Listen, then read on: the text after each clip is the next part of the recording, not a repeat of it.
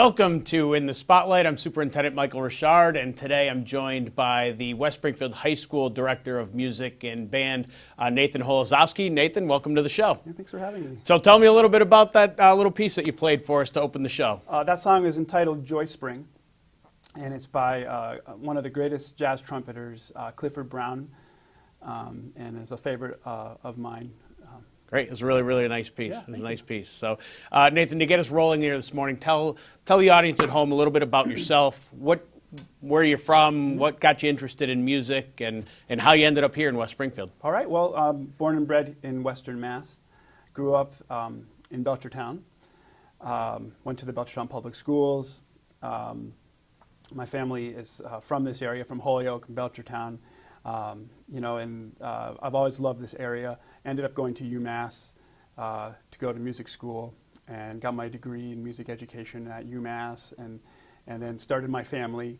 And for a while lived in Holyoke, and I was commuting back and forth to my first teaching post up in Northfield, Mass, where I taught for about 13 years. And here I am today, in my West Side, and Terrier, and in about 7 months into this new position at the high school. So. Good. So what was your inspiration? I'm always curious when people choose to become music educators. Why? Who really inspired you to pursue this dream? Well, I think it's a series of events. At first, choosing an instrument and wanting to be a musician was a social thing. My neighbors played. My brother played before me. And so I wanted to take part in that thing that they were doing and be part of it, be part of something. And so, my neighbor, he played the trumpet, so I wanted to play the trumpet. I heard that instrument first, and then I started. And then, at first when you're a beginner, you're trying it out. You're trying it on, seeing if it fits for you, works for you. And I started to enjoy playing with the beginner band and the elementary school bands, and I enjoyed the concerts, and I enjoyed the experience and the togetherness of being a musician. And then I had the opportunity to have some wonderful teachers. Private teachers that I drove to the homes of different teachers. My parents drove me around everywhere to have trumpet lessons, and just some phenomenal people that I met that inspired me. And their inspiration. My band teachers, my middle school band teacher, he was just great. And I wanted to be like that. And have that. Experience being able to be in front of kids all day, making music, so my teachers, my friends, it all inspired me to want to do it. And then by the time I was a senior in high school, I knew that's what I wanted to do was be a band director. Great. Yeah. So many types of music out there. Yeah. Which is the most appealing to you as a musician and then as a teacher? And are they the same or different? They're actually different. Jazz has been a passion of mine. Jazz music, jazz trumpet, improvisation. I really enjoy this music. It's not a popular music anymore, right? But it is definitely a music that's appreciated, and when you learn about it, you start to see the benefits of it. And that's the one thing I like to do with students is teach them what is this idea of improvisation, telling a musical story. What story can you tell that's unique from you, and it kind of opens up a universe for kids, right? And so I really like the jazz idiom, but a bigger part of what I do in my job is wind band. So marches, parades, sit-down concerts, learning wind literature for band, because not every instrument works well in a jazz setting, right? So my passion is jazz, but the bread and butter of what I do and the kids that I work with is the wind band, playing marches, playing wind literature, Great. I've had an opportunity on a couple of occasions to be in New Orleans and Yeah. go to Snug Harbor and listen to some incredible jazz, so I can appreciate your interest in that.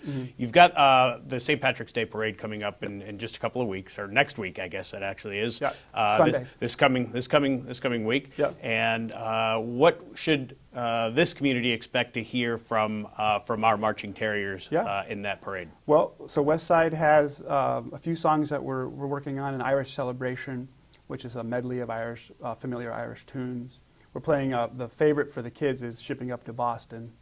It has an Irish flair to it, right? And patriotic tune as well. So we're a mix of songs to celebrate this long-running tradition of the Holyoke St. Patrick's Day Parade, which we're super excited to be a part of again this year. Great. So. As a music educator, Nathan, what is the most challenging part of the job? And on the flip side, what's the most rewarding piece of that?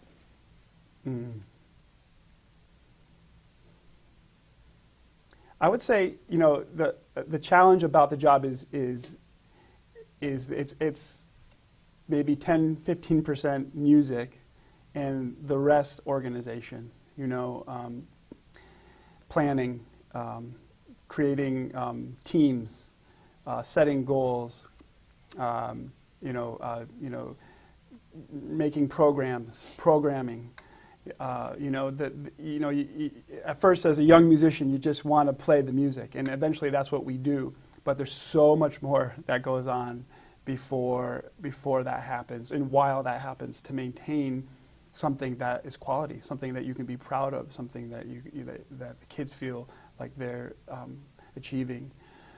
So there's an aspect of being it's like a coach. You're counseling kids, you're training kids, you're preparing trips, you're collecting money, you're planning ahead, Sure. and it's all encompassing. It really is, and you have to have a vision, moving forward. So let's jump to that Yeah. a little bit. You've been on the job 7 months or Yeah. so. You've seen the program evolve. I've seen the program evolve in 7 months, which is great. But talk to me about your vision for the band program, where you are today, where you want to go. Yeah, well, it was off and running, with the football and band camp. Was my first experience with this group of students, and it's a small group. It's a small but mighty group right now. About 36 band members, very dedicated kids who want to be in this program and who want to see the program grow.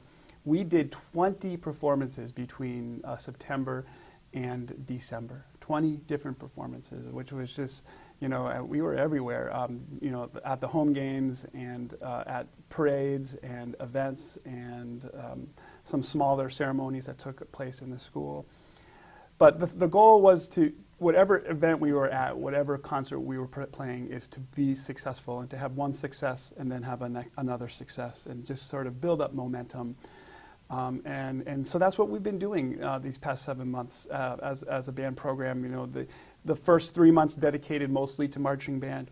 Then we shifted gears and working on the wind band and the concert band setting, preparing for music festivals coming up. And then the first one is actually in 2 weeks, and then an overnight in New York City in April. So, getting students ready for adjudication, playing pieces for judges, getting feedback, and like I said, having one success at a time, trying to keep it manageable for everybody, but also having things to work towards and strive for. Right. You spoke at the outset about how it was that you became inspired to be a music educator, and what could you offer to people in the community about how they can encourage their children, or as a child, how he or she might be encouraged to pick up an instrument, give it a try, and maybe become a part of the band here at the high school, and starting in the elementary grades through the middle school and rising up to here at West. Right. Well, I would say that the decision to try an instrument is the first part, and to not have unrealistic expectations at the beginning. Especially for beginners, you're not all going to sound like Yo-Yo Ma or Wynton Marsalis. in 1 week, you know, and so it takes some. Might sound more like nails on chalkboard, It right? actually might, you know, but we have some great teachers here. Mark Turcotte and Don Rivero are highly skilled music teachers, and we have some good method books, and you know we have a roadmap. We've got a plan for you, is what I would say, and there is you just stick-to-itiveness, patience. You know, it does take some monitoring in the early days. You know, and I have 2 children, and if I wasn't on them, you know, kind of weekly, did you play? What can I hear what you're playing at school? You know, maybe a home little mini concert. You know, listen to the kids at home, not just at a concert, and if you can, you know, and encourage the practicing, usually just asking the question, what's going on, how are you doing with your instrument, Great. and being patient, you know. And practice is key. Much like becoming an outstanding athlete, you've got to put the time in order to be successful. Mm-hmm. So just a couple quick questions before we wrap up, Nathan. You know, as a performer, what is the most challenging piece about getting up in front of a group? Because I think that's one of the things that becomes a roadblock for some kids is oh boy, who's going to be watching, and what if I mess up? And so how do you encourage that counseling piece that you talked about earlier? How do you encourage students to overcome those fears? Right. Well, you know, often when my kids are mostly playing in a group setting, so I often tell them you're not alone. So we're all up there together.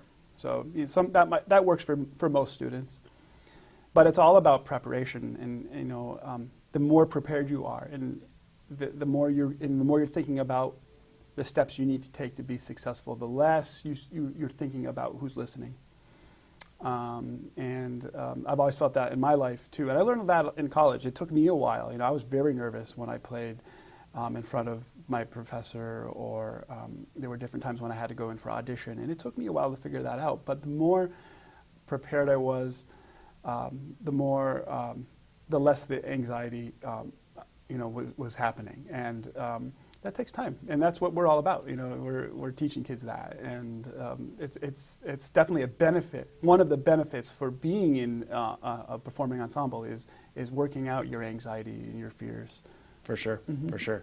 So time for you to make someone else a little bit anxious, and that is your opportunity to tell me if you'd like to see, who you would like to see featured in the spotlight in a future segment. All right. Well, we have a wonderful arts department, and I've been, you know, it's been very welcoming working with my fellow art teachers, all the teachers here at Westside. But I'd like to see Ann Sharon come on up. She's been my mentor as a new teacher here in this district, and I think she'd be really good to come and interview and tell you about the upcoming Arts Festival in May. There's a lot of exciting art happening here, and it's changing weekly, and you walk down the halls, you see just beautiful works, very creative things made by the students here. Great. I know Ann will appreciate you having nominated her for this. Now, in closing, Nathan, before we go, I'm wondering if, while I'm closing the program out, you think about if there's a selection that you could maybe play for the audience as we wrap up. So I want to thank everyone for joining us for another segment of In the Spotlight. Superintendent Michael Richard. Today it was my pleasure to be joined by Nathan Holesovsky, and let's give Nathan another opportunity to entertain you at home.